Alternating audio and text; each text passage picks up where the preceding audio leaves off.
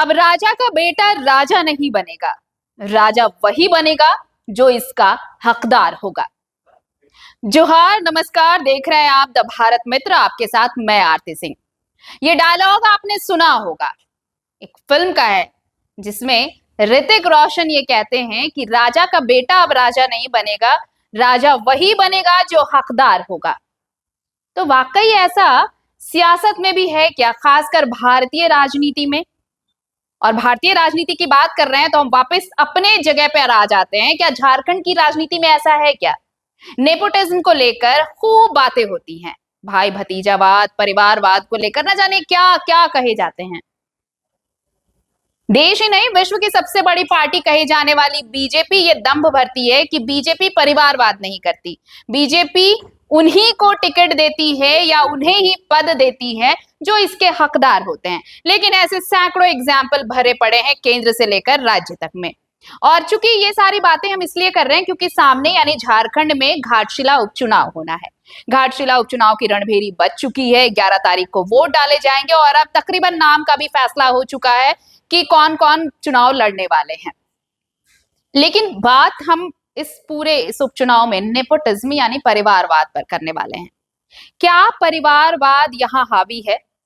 और जो पार्टी सबसे ज्यादा परिवारवाद पर ज्ञान बांटती है, जो ये कहती है कि परिवारवाद से राजनीति नहीं चलती, क्या वो परिवारवाद से बच पाई है? जी हाँ, बात हम बीजेपी की कर रहे हैं। बीजेपी जो बार बार कहती है, दूसरी पार्टियों पर आरोप लगाती रही है कि परिवारवाद राजनीति में नहीं चलेगा। खासकर कांग्रेस पर बहुत हमले होते हैं परिवारवाद को लेकर बीजेपी की तरफ से। लेकिन फिर से सवाल वही उठता है ना कि क्या बीजेपी परिवारवाद से बच पाई है? शायद नहीं, क्योंकि बीजेपी की तरफ से भी जो आप खेमा देखेंगे, हम बाकी चीजों को छोड़कर सिर्फ स्पेसिफिक बात करने वाले हैं इस वक्त घाटशिला उपचुनाव को लेकर। तो घाटशिला उपचुनाव में क्या बीजेपी इस नेपोटिज्म से अलग हो पाई है, परिवारवाद से अलग हो पाई है? अगर जवाब ना में है तो आप गलत सोच रहे हैं। जो भी कम से कम बीजेपी समर्थक तो इसे ना ही कहेंगे। लेकिन जी नहीं, यहां भी जो पार्टी नेपोटिज्म को लेकर बड़े बड़े बयान दे चुकी है, वो खुद भी नेपोटिज्म का शिकार है, परिवारवाद की शिकार है। कैसे? ये तस्वीर आप देखिए, चंपाई सोरेन संताली आदिवासियों का सबसे बड़ा चेहरा और इस वक्त बीजेपी में है। कभी वो जेएमएम के प्रमुख चेहरों में से एक हुआ करते थे, लेकिन कुछ दिन के लिए सीएम बने और फिर सीएम से जैसे हटे उन्होंने बीजेपी ज्वाइन कर लिया। बीजेपी ज्वाइन करने के बाद ये माना जा रहा था कि बीजेपी को बहुत बहुत बड़ा कुछ तुरुप का इक्का हाथ लगा है, जो 2024 के विधानसभा चुनाव में बहुत कुछ हासिल करा सकता है। लेकिन ऐसा कुछ हुआ नहीं, ज्यादा कुछ बीजेपी के हाथ लगा नहीं। लेकिन हालांकि वो अपनी सीट बचाने में जरूर कामयाब रहे, लेकिन अब उनकी चिंता है कि वो अपने बेटे को कैसे राजनीतिक विरासत आगे बढ़ाने में मदद करे। 2024 में बाबूलाल सोरेन को कोई सफलता नहीं मिल पाई और अब घाटशिला एक ऐसा मौका मिला है जहां पर बाबूलाल सोरेन के लिए जी तोड़ मेहनत चल रही है। तो बाबूलाल सोरेन चंपाई सोरेन के बेटे, लेकिन आप ये सोचिए कि वहां से कई और चेहरे थे जिन्हें टिकट मिल सकता था और उन्हें उम्मीद भी थी कि शायद इस बार उन्हें टिकट मिले। इनमें से सबसे पहले जो नाम आता है वो है रमेश हांसदा। आपने देखा होगा कि नामों की घोषणा से पहले जब बाबूलाल मरांडी ने एक सभा की थी अपने समर्थकों के साथ, उस वक्त मंच पर रमेश हांसदा भी नजर आए थे बाबूलाल सोरेन के साथ। माना यह जा रहा था कि क्या वाकई में रमेश हांसदा को टिकट मिलेगा, क्योंकि बहुत जिद चल रही थी कि क्या वाकई बाबूलाल सोरेन को टिकट दिया जाएगा। लेकिन आखिरकार फैसला लिया गया बाबूलाल सोरेन के पक्ष में और बाबूलाल सोरेन बीजेपी की तरफ से उम्मीदवार हुए और उन्होंने अपना पर्चा दाखिल किया। अब आते हैं जेएमएम पर। सिर्फ एक ही की कहानी हो ऐसा नहीं है, इसलिए मैंने कहा कि क्या जनता ये तय कर पाएगी कि राजा का बेटा राजा नहीं बनेगा, जो हकदार होगा वही राजा बनेगा? जेएमएम ने भी तो वही किया। अगर मान लीजिए जो पूर्व मंत्री शिक्षा मंत्री रामदास सोरेन जिनका आकस्मिक निधन हुआ, वहां से भी कई नाम हो सकते थे जिन्हें टिकट दिया जा सकता था। लेकिन ये हमेशा से होता आया है कि जिस फैमिली में ऐसा कुछ हुआ है, उस फैमिली की सियासत को सियासी वारिस जो होते हैं वो उसी परिवार के होते हैं, उस विरासत को उसी परिवार के सदस्य आगे बढ़ाते हैं। और यही पटकथा जेएमएम में भी लिखी गई। जेएमएम ने भी रामदास सोरेन के बेटे को ही टिकट दिया। सोमेश सोरेन वहां से उम्मीदवार हैं जेएमएम के। तो ये नेपोटिज्म नहीं तो और क्या है? परिवारवाद इसी को कहते हैं ना भाई। अब देखिए, कोई अगर विधायक है या सांसद है या मंत्री है, अगर कुछ होता है तो उसके बाद ऐसी क्या पार्टी की मजबूरी है कि उसी शख्स के परिवार के सदस्य को यह जिम्मेदारी दी जाएगी कि वो उस सियासी सफर को आगे बढ़ाए?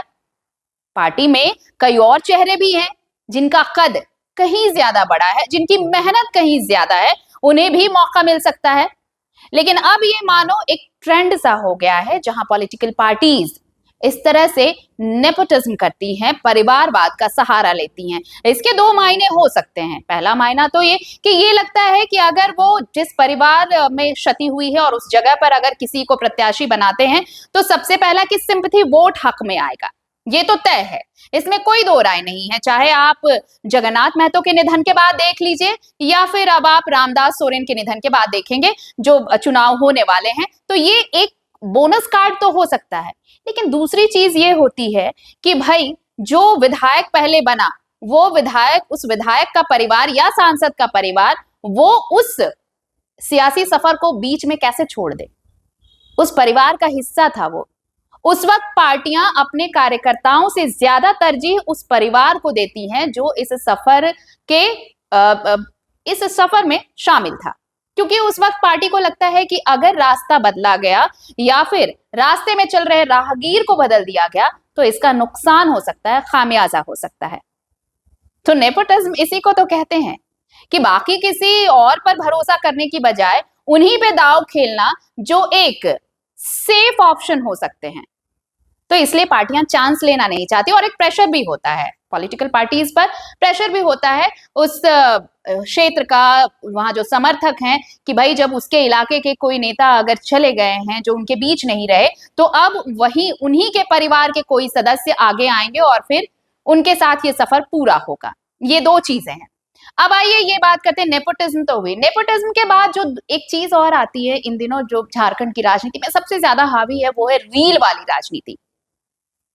ये दो चीजें कोलैबोरेट करने का मकसद बस इतना था कि घाटशिला चुनाव में क्या कुछ अलग तरीके से चल रहा है, क्योंकि दिवाली की छुट्टियां सब मना रहे हैं तो खबरों का वैसे भी अकाल पड़ा हुआ है। आप देखिए पॉलिटिकल सन्नाटा नजर आ रहा होगा आपको, हर पार्टी दफ्तर में आप जाएंगे तो आपको इक्के दुक्के लोग ही मिलेंगे, बड़े चेहरे तो आपको दिखेंगे ही नहीं। तो हमने सोचा कि कुछ जो अलग चीजें हैं वो आप तक पहुंचाई जाए। अगर घर में आपको थोड़ा भी देखने का, मोबाइल देखने का समय मिल जाए, अपने स्क्रीन टाइम में थोड़ी सी जगह अगर इस खबर को आप दें तो आपको ये चीजें भी अलग से मिल पाएंगी, क्योंकि ऐसी खबरें तो सिर्फ आपको भारत मित्र ही देता है और कहीं मिलेंगी भी नहीं आपको ये खबरें। तो आइए रील वाली राजनीति को भी इसमें क्लब कर दे। रील वाली राजनीति क्लब करने का मतलब ये था कि नेपोटिज्म तो एक चीज है ही, लेकिन अब पॉलिटिकल पार्टीज को ये लगता है कि अगर रील ना बनाया जाए तो फिर वो राजनीति चलेगी ही नहीं। तो ये रील शुरू किया गया। अब एक रील मैं आपको दिखाती हूँ। पहले जेएमएम प्रत्याशी सोमेश सोरेन है वहां से, उनकी रील देखिए।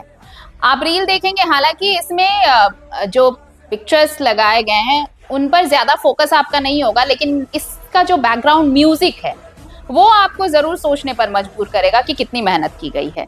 तो चूंकि भाई डिजिटल जमाना है तो आप बिना रील बनाए कैसे फोकस्ड होंगे, तो इसलिए रील भी चल रही है साथ साथ। ये तो आपने देखा सोमेश सोरेन का।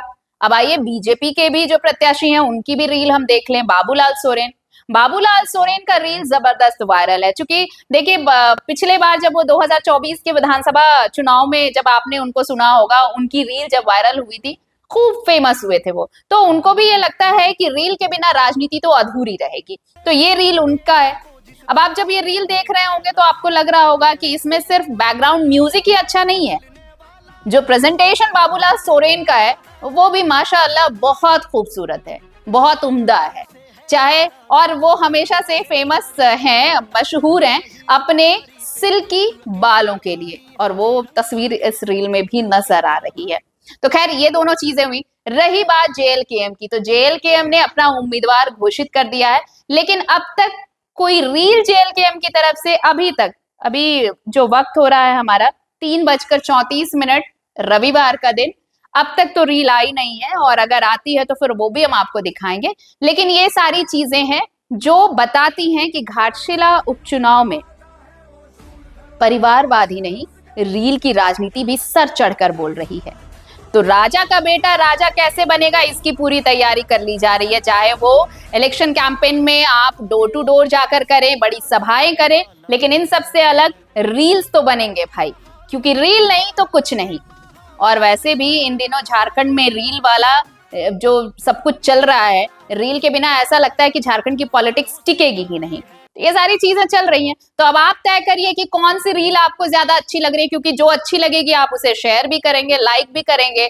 और सोशल मीडिया का जमाना है, तो इससे ये भी तय होगा कि इस कौन सी रील पे कितने ज्यादा लाइक्स आए, कितने रील शेयर किए गए, तो भाई उनके प्रशंसक ज्यादा हैं। और जो परिवारवाद है, वो परिवार अपने प्रत्याशी को कैसे सपोर्ट कर रहा है।